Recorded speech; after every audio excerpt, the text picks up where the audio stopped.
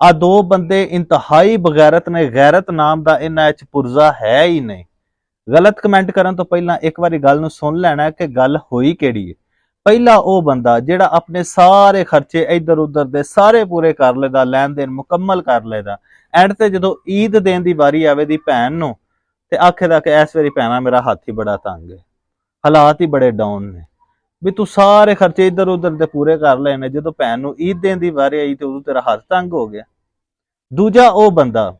जेड़ा बंदा अपनी बीबी नूं इस गल दा मेना मारदा है कि आ कोई ईद आई है, इंज दी ईद हुंदी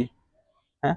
भी तू ते इंज गल करदा पिया भी जिवें इस ईद नाल तू पूरा साल कड्ढना हुंदा है। सारा साल ते तू अपने घरों कमा के उहनूं खवाना है, अपनी बीवी नूं, अपने बच्चिआं नूं, ते हुण ओ ईद लैके आए ने, चलो जिवें दी भी आई है तू कबूल कर। प्यो बीमार भी होवे ना, मंजी ते पिया होवे, बोलन जोगा भी ना होवे, हिलन जोगा भी ना होवे, ते बंदा दस्सण वाला बनदा है कि आ मेरा प्यो वे।